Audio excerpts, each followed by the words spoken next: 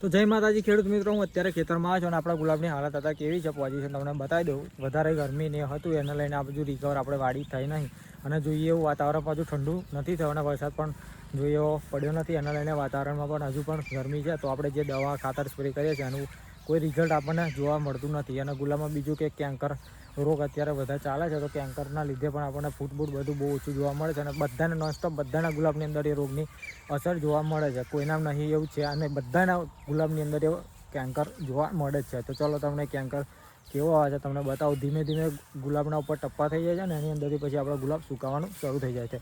તો દર ચોમાસાની અંદર આ પ્રોબ્લેમ આપણને જોવા મળે છે. તો આ વખત તો ઉનાળામાંથી ચાલુ થઈ ગયો છે, બહુ વરસાદ નહીં પડ્યો તે છતાં પણ આપણે કેન્કર ખેતરની અંદર બધાનામાં આવી ગયું છે. તો એનું રિઝલ્ટ પણ આપણે દવા સ્પ્રે કરીએ તો એનું પણ બહુ ઓછું મળે છે અને અટકતું છે. અને તો ચલો તમને બતાવું કે કેવી રીતના આપણે ગુલાબ સૂકવે છે. તો તમે આ રીતે જોઈ રહ્યા છો, આ રીતે ગુલાબની ડાળી ઉપર આ રીતના વ્હાઈટ વ્હાઈટ ટપ્પા થઈ જશે જો આ રીતે, અને ત્યાંથી અંદરથી સુકાન શરૂ થઈ જશે. જો આપણે ઉખાડી છે આ રીતે ગુલાબ સુકાવાનું શરૂ થઈ જાય છે. તો આ રીતના આખા આપણા વાડીની અંદર બધી જોવા મળે છે. તો મારા એકલામાં ને બધાનામાં આ પ્રોબ્લેમ જોવા મળે છે, બરાબર. તો અત્યારે આપણે ગુલાબમાં ફૂટ પણ જુઓ તમે આ રીતના આવે છે. હજી આપણે ખાતર પણ નાખ્યું હતું, દવાનો સ્પ્રે પણ રેગ્યુલર કરીએ છીએ, તે છતાંય આપણને રિઝલ્ટ મળતું નથી. અને ટૂવા પણ આપણે આપ્યા છે તોય પણ આપણને આટલું રિઝલ્ટ મળ્યું છે. અને નવી ફૂલ હજુ હમણાં ચાલુ થઈ છે, તમે જોઈ રહ્યા છો, એ પણ બગડી જાય છે જો આ રીતે. તો આપણે દવાનો સ્પ્રે કર્યો છે, તમે વ્લોગ જોવો હોય તો આગળ અપલોડ કરેલો છે, તમે જોઈ શકો છો. અને આપણી આખી ગુલાબની વાડી બતાવી દો તમને. આ રીતે આપણી ગુલાબની વાડી છે. હજુ વરસાદ તો વધારે પડ્યો પણ નથી. જો હજુ વધારે પડે તો આ કેન્કર જે રોગ છે એ બહુ અતિશય જોવા મળી શકે છે અને આ આપણા ગુલાબ બધા પતી જાય એવું છે, બરાબર. અને આ કેન્કર જેમ વરસાદ વધારે પડે છે એમ વધારે આપણને જોવા મળી જાય છે.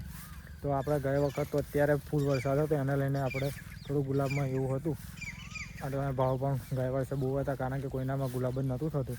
મારા પોતાના ખેતરની અંદર અત્યારે 2 દિવસે હું 2-2.5 કિલો ગુલાબ તોડીને જતો હતો, પણ હજુ વરસાદ એટલો બધો પડ્યો નથી. તેને લઈને અત્યારે થોડું પોઝિશન સારી છે, પણ ગુલાબના ભાવ આજે અત્યારે બહુ ઓછા ચાલે છે. 50, 60, 70, 80 એવું ગુલાબ આપણું ચાલે છે. અને હજારીમાં પણ થોડું ઘણું એવું જ છે. અને કાલે છે રથયાત્રા, તો કાલે થોડું ઘણું બજાર આપણે રહેશે. 100 રૂપિયા જેવું મિનિમમ રહેશે લાગે છે, પછી ખબર નહીં. અને આપણે જે નવી ફૂટ આવે છે ને આ રીતે જ હજુ આવે છે જુઓ. હવે આ ફૂટને આવતા આવતા આપણે ઘણો સમય લાગશે. એટલે શ્રાવણમાં તો ભાવ આપણે જોરદાર રહેવાના જ છે, બરાબર. અને જો કદાચ શ્રાવણમાં થોડું વધી જશે તો આગળના 15 દિવસ જે છે તો 15 દિવસ ભાવ થોડા ડબ્બા છે, પણ પાછળના 15 દિવસમાં જો માલ બધાનામાં ઘટી જશે અને જો વધારે કદાચ વરસાદ પડી ગયો તો બધાનું ગુલાબ ઓછું થઈ જશે. આ જુઓ તમે, એટલે નવી ફૂટ ઘણા બધાના અંદર ગુલાબની અંદર બધી ફૂટ આવી જ થઈ ગઈ છે. જુઓ બધું જે ઉપર પાના હોય બધા ગરી ગયા છે. તો અમુકની વાડીઓમાં જ રિકવર રહ્યું છે અને બધાનું ગરી ગઈ છે ફૂટ. અને આ રીતે ડારખાત થઈ ગયા છે. આપણામાં છે પણ આપણામાં થોડું ઘણું ઓછું છે, કારણ કે આપણે દવાનો ને એનો સ્પ્રે રેગ્યુલર કરતા રહ્યા. એને લઈને આપણે આ વખત એટલું બધું એ થયું નહીં. ગયા વખત તો આપણે બહુ બગડી ગયા હતા ગુલાબ. જો આ રીતના અત્યારે પોઝિશન આપણી ગુલાબની આવી જ છે જ. તો આનાથી તમારે બચવા માટે આપણે રેગ્યુલર દવાનો સ્પ્રે, રેગ્યુલર ખાતર એ બધું આપણે કરવું પડે છે. અને પછી તમે એવું વિચારો કે અત્યારે નહીં કરીએ અને થોડા જ્યારે ભાવ આવે ત્યારે આપણે એકદમ ખાતરને એવું નાખીશું કે કમ્પ્લીટ તમારે માલ નીકળશે, તો એ રીતના તો નીકળતું નહીં. અને અત્યારે જે જજમેન્ટ આપણે કાઢીએ કે આટલા મહિનામાં આપણે આટલું પ્રોડક્શન આપણે ગુલાબનું કાઢીશું, તો અત્યારે એ પોસિબલ જ નહીં. કારણ કે તમે જે પહેલાં જે ટાર્ગેટ કરતા હતા કે આટલામાં આટલું તો આપણે મિનિમમ ગુલાબ નીકળશે, એ રીતના તમે ગુલાબની અંદર ઠાઠો કરતા હતા કે આ રીતના આપણે 1 મહિનો અગાઉ આપણે કદાચ આટલું ખાતર એવું નાખીશું તો આવતા મહિને આપણને કમ્પ્લીટ આટલું માલ નીકળતો થઈ જશે. તો અત્યારે એ પોઝિશન રહી નહીં, બરાબર. કારણ કે તમે અત્યારે 1 મહિનો આગળનું વિચારીને નાખશો ને તો તમારે નીકળી જાય તો 15 દિવસમાં નીકળી જાય, ના નીકળે તો 2 મહિના, ના નીકળે 3 મહિના નહીં નીકળતું. ગુલાબમાં આ રીતનું થઈ ગયું છે અને વાતાવરણ બધું ચેન્જ થઈ જાય છે. તો અત્યારે વરસાદ પણ થોડો ચાલુ થઈ ગયો છે અને વધારે પાણી ભરાય ને એને લઈને કેન્કર રોગ વધારે જોવા મળે છે. અને અમારા યુટ્યુબમાં આ વ્લોગ આપણે રેગ્યુલર અપલોડ કરીએ છીએ, તો જોતા રહેજો. અને બધા આપણે બીજે ગમે ત્યાં ટ્રાવેલ કરીએ એ બધા આપણે વ્લોગ અપલોડ કરતા રહીશું અને સપોર્ટ કરતા રહીજો.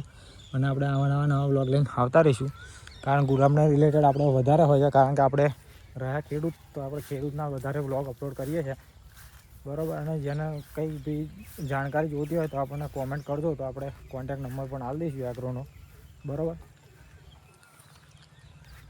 અને અત્યારે તમે જુઓ આ રીતે આપણે ગુલાબની વાડી છે અને આ વરસાદ વાદળ છે પણ ખબર એટલું બધું છે નહીં વરસાદ વધારે પડે એવું. નથી, બરાબર. અને ગુલાબમાં તમને મેં કહ્યું કે એન્કરના લઈને બહુ અત્યારે પ્રોબ્લેમ ચાલી રહ્યો છે. આપણી નવી ફૂટ હજુ રિકવર આવી થઈ રહી છે. જુઓ આપણે આગળ વ્લોગ જે અપલોડ કર્યા છે એની તારીખ વાઇઝ તમે જોજો કેટલા સમયથી આપણા ગુલાબની અંદર આ ફૂટ આવતી જ નહીં. લગભગ 1.5-2 મહિના જેવું થઈ ગયું છે. થોડી ઘણી આવે છે અને પછી ઘટી જાય છે. મિનિમમ આપણું 10 કિલો જેવું ગુલાબ જાય, 10-12 થાય અને પછી પાછું હતું એવું એવું 4-5 કિલો આવી જાય છે. તો જે રેગ્યુલર આપણે પહેલાં ફૂટ મળતી હતી એની એવી ફૂટ નહીં મળતી. અને જે પહેલાં ગુલાબ ટકતા હતા અત્યારે એ ટકતા પણ નહીં. અને એમાં આપણે પહેલાં તો આટલા બધા રોગ નહીં, પ્લસ કે બીજું આટલું બધું ખાતર નહોતું નાખવું પડતું, દવા નથી આપતી, નહોતા આપતા ને તે છતાં પણ આપણા ગુલાબ નીકળતા હતા. અને અત્યારે તો એવું પોઝિશન જ એવી થઈ ગઈ છે ને તો તમારા ગુલાબ નીકળતું જ નહીં. જો આ ગુલાબની ક્વોલિટી તો નહીં તો આપણે જે નવી છે બધી એક નંબરની છે. જો આ રીતના ક્વોલિટી છે, પણ આ ઠંડુ વાતાવરણ હોય તો આ રીતની ક્વોલિટી થાય. અને આજે